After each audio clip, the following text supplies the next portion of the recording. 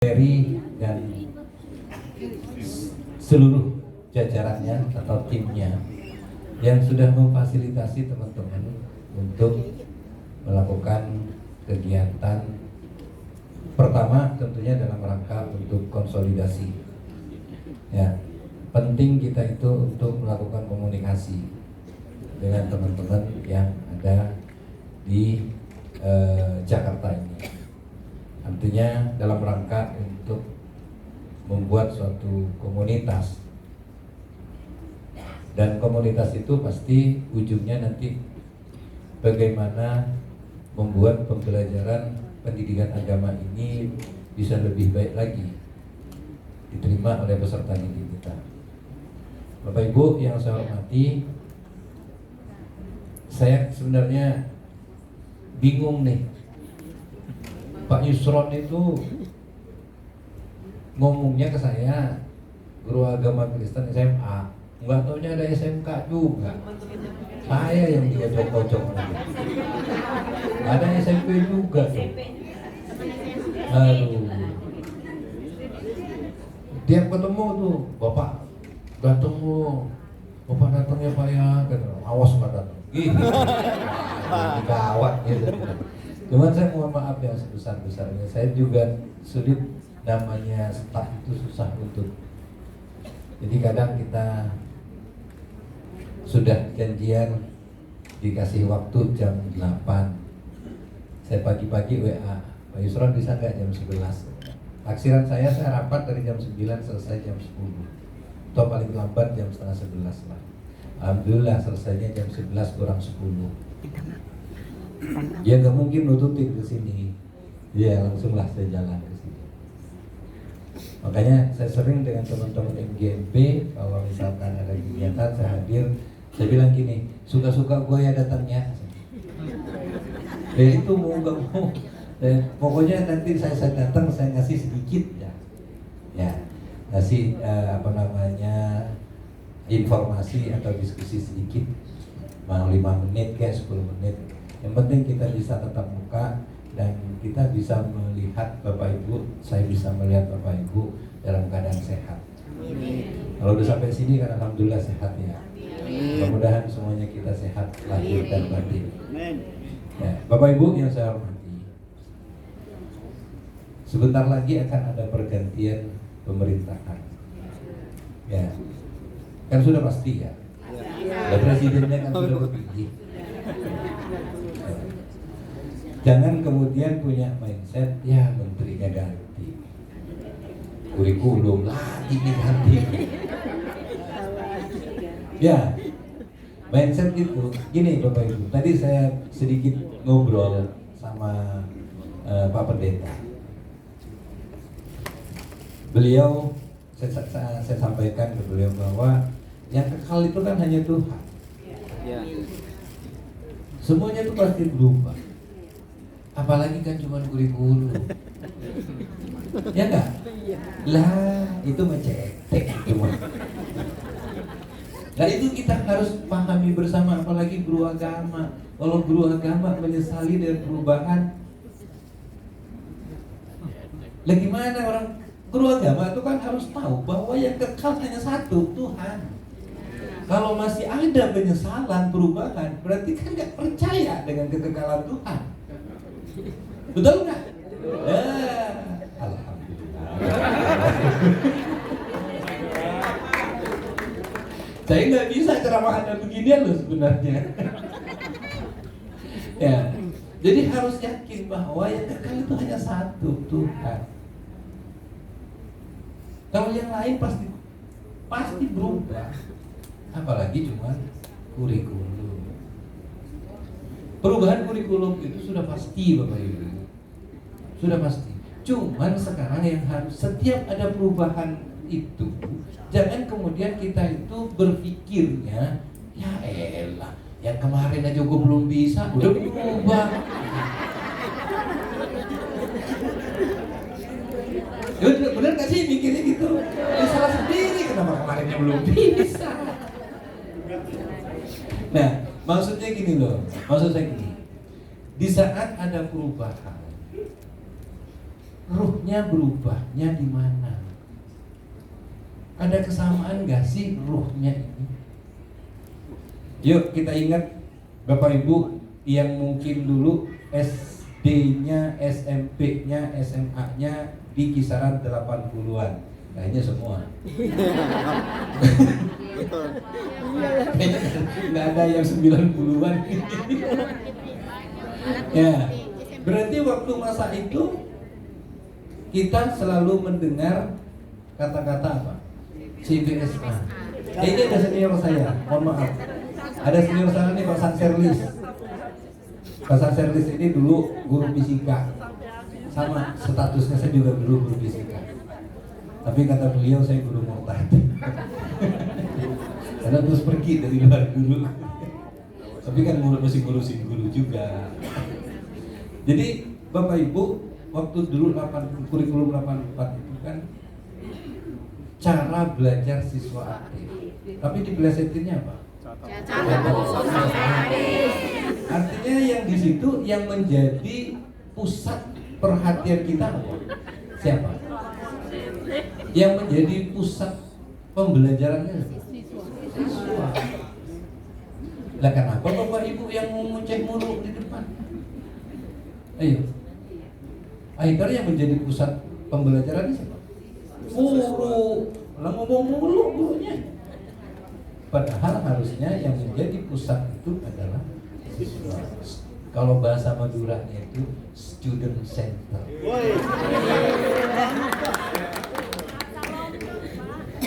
Itu bahasa Madura.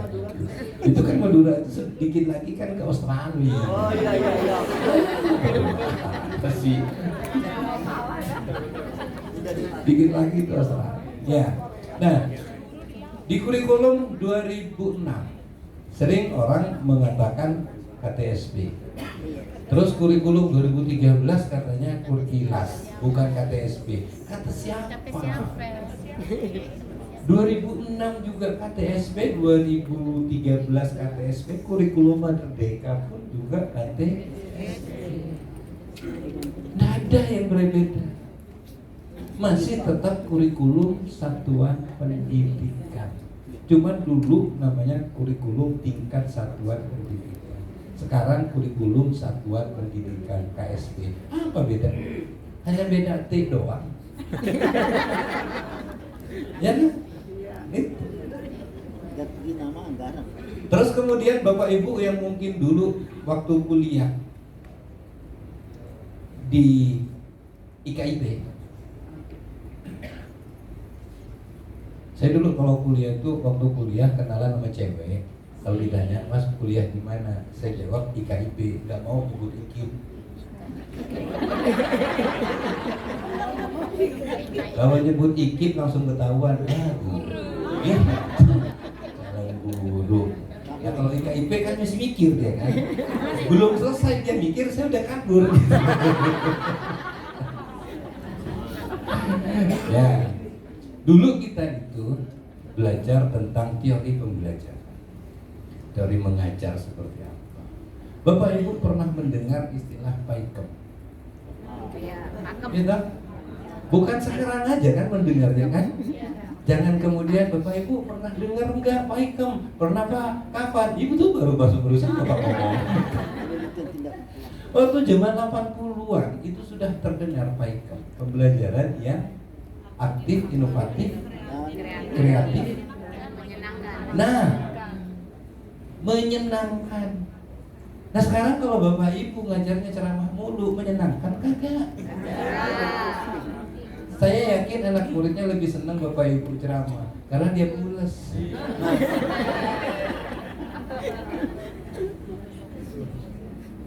Terus kreatifnya dari mana kalau cuma ceramah? Inovatifnya dari mana? Lah orang mulai PAIKEM-nya kurus sampai sekarang gembrot aja tetap ngajarnya begitu-begitu aja. Kan PAIKEM gembrot tahun 90-an kan? Tahun 2000-an berjas. Gembrotnya itu apa? Gembira dan berbobot. Berjasnya apa? berjaringan sosial, berkolaborasi gitu loh. Nah, sementara kita ngajarnya begitu-begitu aja. Jadi jangan kemudian perubahan kurikulum yang disalahin. Nah, lagi-lagi kata orang Madura, ibda binafsi.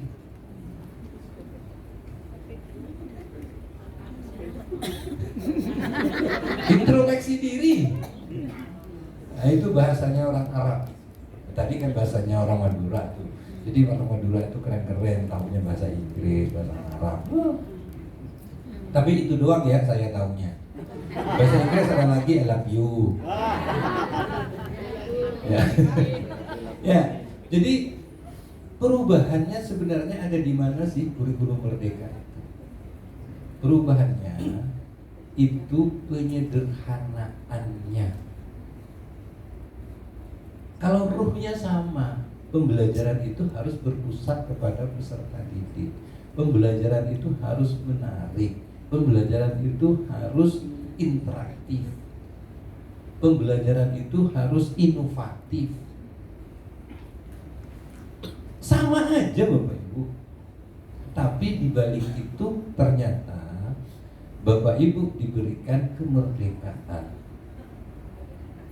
Gitu. Kemerdekaannya begini.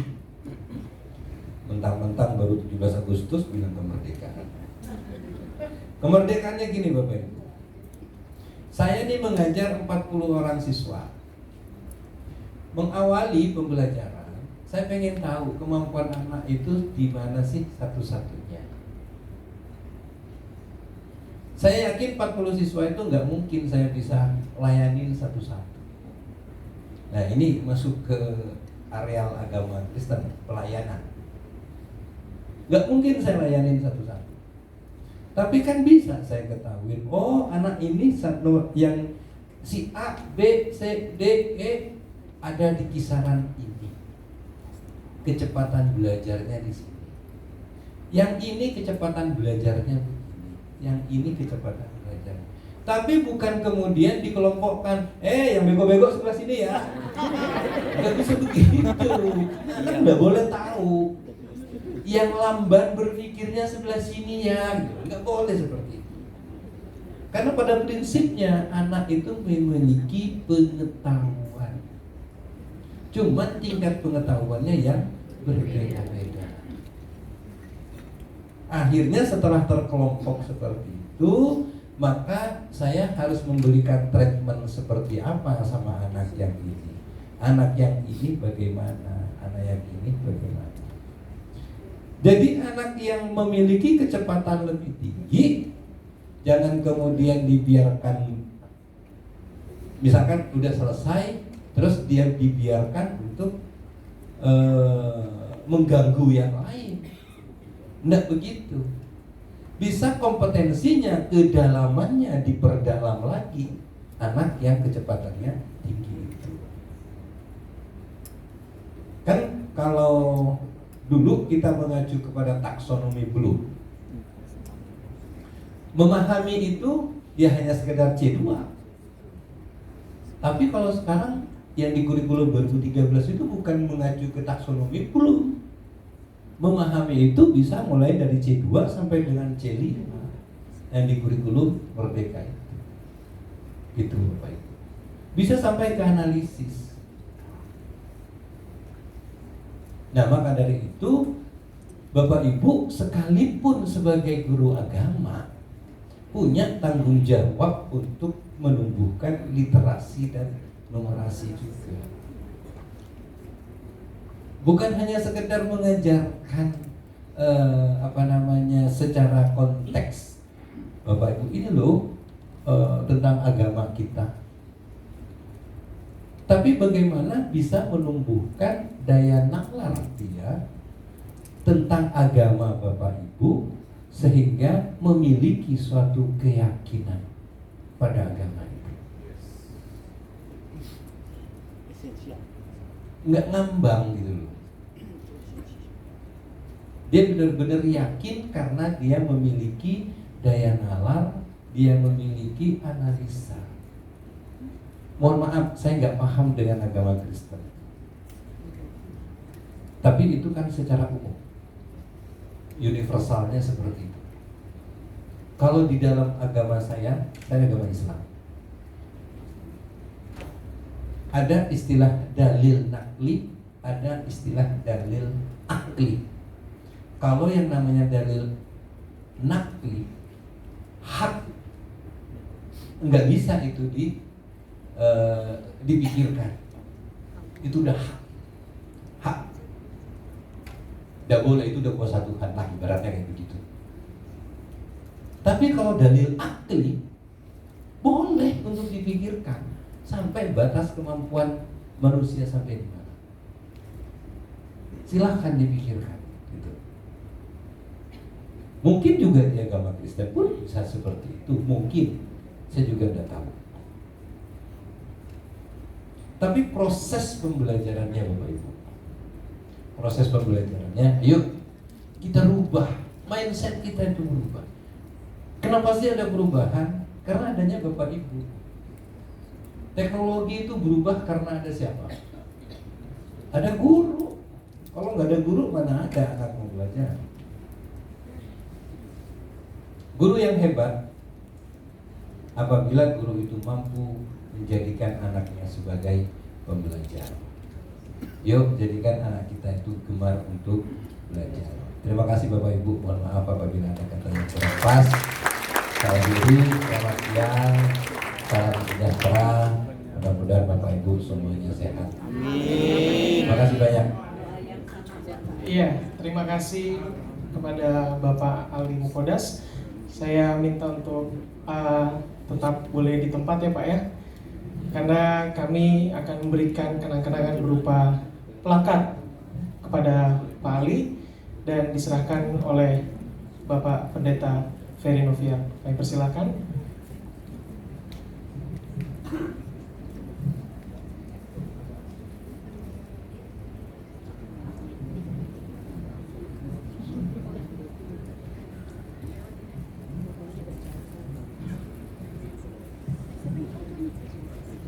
Iya, mari kita berikan tepuk tangan yang mulia dulu untuk Pak Ali Mukodas. Ya, ini dia.